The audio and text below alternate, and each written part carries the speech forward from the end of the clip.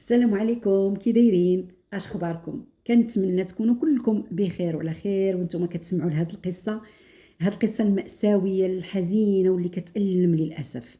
المجرمين ديالها مجردين من الرحمه والانسانيه، والضحيه ديالها ما دارت حتى شي ذنب غير انها تاقت في هاد المجرمين القتاله. واخا انها راها قصه واقعيه 100%، راها اغرب من الخيال. قبل ما نبداو قصتنا ما تنسوش باللي الدعم ديالكم وتشجيعاتكم كيعاونوني باش نستمر وديما نجيب لكم الجديد، وما تبخلوش عليا بهم.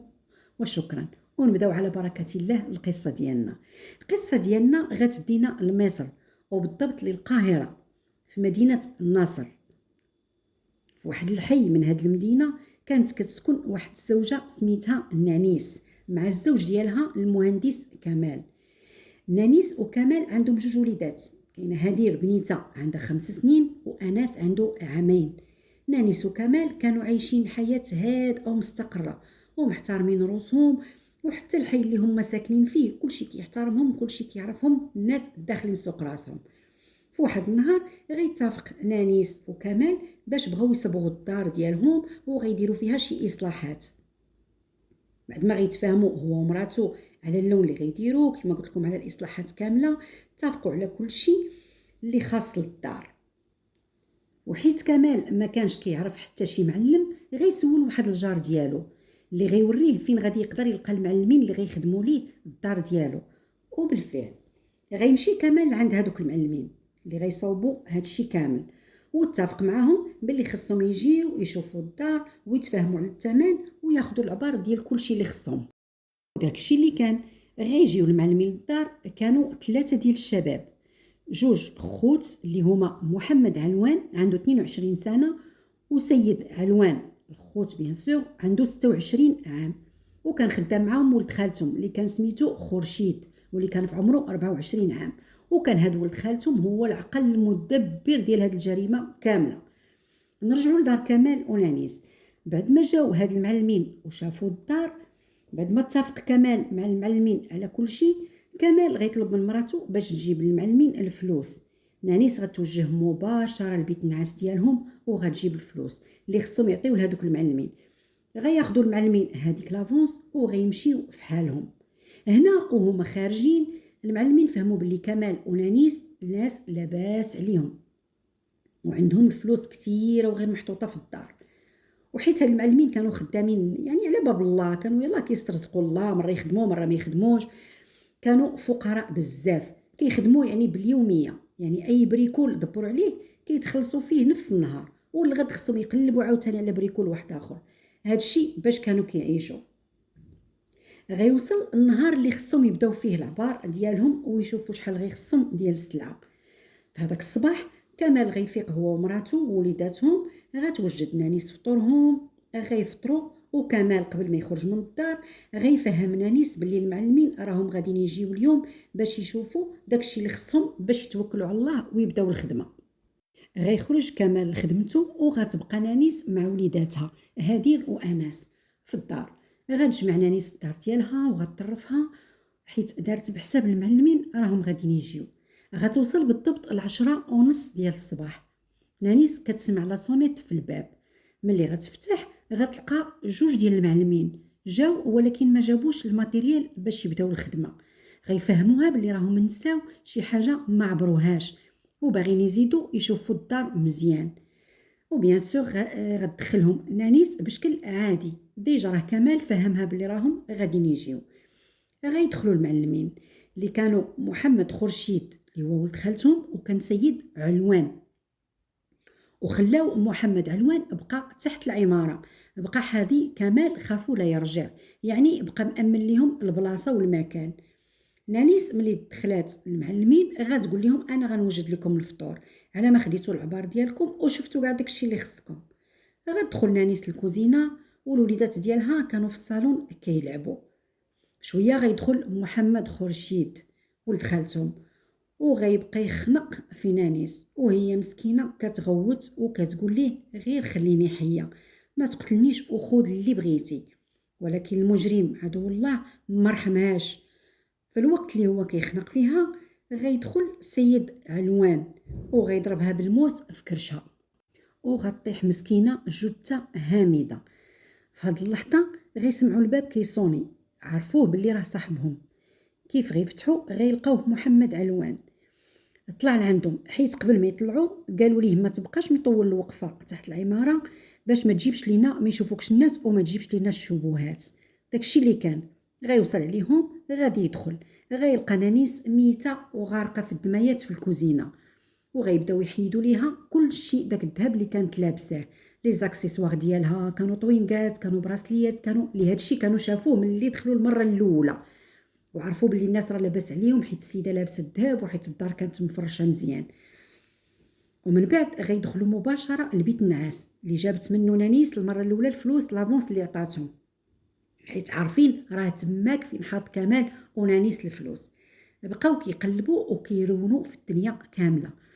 في هاد اللحظه غتدخل هدير ديك البنيته الصغيره، غتسولهم فينا هي ماما، وحيت كانوا مزروبين ومخلوعين هما الغرض عندهم غير لقاو الفلوس.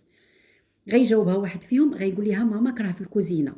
غتجري هدير بنيتها مسكينه للكوزينه، كيف غتشوف ماماها مقتوله والبنيه غيبان ليه هذاك المنظر والدمايات بقات كتغوت.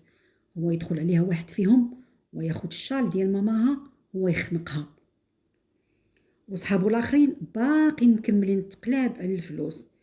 ملي غيتاكد باللي راه هدير ماتت غيرجع عند صحابو لبيت النعاس، وبقاو كيقلبوا رونوا هذيك الدنيا كامله وتيقلبوا في البلاكار، تيقلبوا تحت ناموسيه على الفلوس كاملين. في هذيك اللحظه غيدخل انس صغيور اللي يلاه عنده عامين، كيقلب على اختو هدير وكيعيط على ماماه.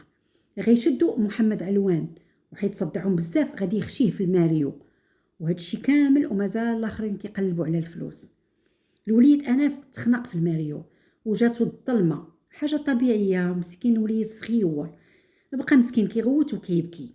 غيحل عليه خورشيد الباب، والوليد مسكين بديك الخلعه اللي كانت فيه غادي يعنق خورشيد وما عرفش مسكين راه كيعنق في ابليس. بقى انس كيبكي وكيغوت. غيقولوا ليه صحابو سكتوا علينا، سكتوا راه صدعنا بزاف، وما خلاهمش مركزين مع التقلاب ديالهم. وما غيترددش خورشيد وما حنش قلبه في داك البيبي، وغيخنقوا بيديه حتى غادي يموت. عارفه الاخوان انكم كتسمعوا في نفس الوقت كتخيلوا البشاعه ديال هذه الجريمه، ولكن راه هذا هو الواقع. انا كنحاول نبسطها وكنحاول نوريها لكم بجميع الصور، ولكن اللي واقع راه واقع واللي كاينه راه كاينه. وليدات مشاو في رمشة عين، عائله كلها دمرات. المعلمين غيخليو الام ووليداتها مقتولين، وغيسدوا الباب وغيخرجوا في حالهم. في هذا الوقت كان كمال مرة كيتصل بمراته يسولها واش جاو المعلمين ولا مازال. ما جاوباتوش لا في البورطابل ديالها ولا في الفيكس ديال الدار. هنا كمال تخلع، حيت دابيتود موالف غير كيصوني في التليفون خصوصا الفيكس كيجاوبو خصوصا شي واحد في الوليدات. خلى الخدمه وجا مسكين كيجري لدارو لان حس فريمون بشي حاجه كاين بابا، شي حاجه ماشي هي هذيك.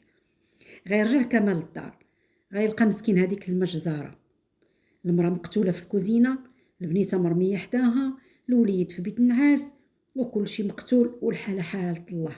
حسن عوانو مسكين بقى كيغوت، بغى حماق. سيد خلى مراته ووليداته في حفظ الله وامانته. شنو كاين؟ شنو وقع؟ ما عرف مسكين باش تبلى. بقى كيغوت حتى تجمعوا الجيران كاملين وجاو كيجريو عنده. الجيران ديالو غيتصلوا بالبوليس بعد ما شافوا هذيك البشاعه كامله. غيجيو يعاينوا البوليس غادي يجيو غيعاينوا الجريمه. كلشي الحي مهزوز وكلشي كيتاسف على هادشي اللي وقع، والراجل مسكين مصدوم. ملي غيجيو البوليس غيحاصروا المكان وغيعاينوا هاد الجريمه، غيهزوا الضحايا للتشريح وللطب الشرعي، وغيبدا البحث والتحقيق. غيسولوا البوليس كمال شكون كيجي عندكم للدار وشكون اخر واحد جا عندكم. كمال غيقول لهم باللي كيجيو عنده غير والديه ولا نسابو، وحتى هما شحال هادي ما جاو عنده. وقال لهم باللي في هذاك النهار ديال الجريمه راه كان داير مع شي معلمين يجيو باش يبداو ليه الخدمه، حيت كان باغي يصبغ دارو. وملي سولوا البواب ديال العماره قال لهم باللي في هذاك النهار راه شاف فريمون واحد جوج المعلمين دخلوا للعماره، وواحد فيهم بقى شويه ومن بعد طلع حتى هو. هاد الجريمه تهزات ليها مصر كلها وكل من سمعها، ما تبغيهاش للعدو ديالك. الله يكفينا الشر ويبعد علينا وعليكم المصائب. غيبدا التحقيق في هذه الجريمه، واللي كل شيء السلطات المصريه تدخلات. ملي تعتقلوا هاد المجرمين بداو كيعترفوا على العمله ديالهم، وقالوا باللي ملي دخلوا للدار، دار كمال ونانيس، عرفوا باللي هما ناس لاباس عليهم وعندهم الفلوس بزاف، وقالوا حنا كنا غارقين كريديات وما عندناش حتى العشاء ديال الليله. واللي طرح عليهم فكره السرقه والقتل هو خورشيد ولد خالتهم. قالوا باللي هما في الاول كانوا ناويين غير يسرقوا ويخرجوا في حالهم، ولكن خورشيد قال لهم راه الا خلينا المراه حيه غتقولها البوليس ويشدونا، راه خصنا نقتلوها ونتهناو. وداك الشيء اللي كان، الشيطان لعب لهم بعقلهم وصدقوا قاتلين العائله كامله. من بعد ما سمعوا البوليس لهاد الاعترافات كامله ديالهم، غيتحكم عليهم بالاعدام بثلاثه بهم. ولأول مرة في تاريخ الجرائم ديال مصر، المحكمة والسلطات المصرية غياخدوا قرار باش يتعدموا على الهواء وقدام الناس كاملين باش يكونوا عبرة. وما بين الحكم عليهم وتنفيذ الإعدام ما داش الوقت بزاف، يعني شهرين بين النطق بالحكم والإعدام تنفذ. هنا خوتي سالت القصة ديالنا، والعبرة منها هو أننا عمرنا نثقوا في البراني وندخلوه لديورنا، واخا نقولوا باللي راه داكشي اللي مقسم لينا الله ومكتوبنا غنشوفوه واللي ما يمكنش نهربوا منه. ولكن دائما خاصنا نديروا الاحتياط ديالنا، حيث في هذا الزمان ولات الثقة اللي كنديروا في شي ناس كتكون بعض المرات هي السبب في مصيبتنا. وكيف ما كنقول لكم دائما اخوتي، الله يكفينا ويكفيكم الشر ويبعد علينا وعليكم المصائب، والله يهدي الجميع.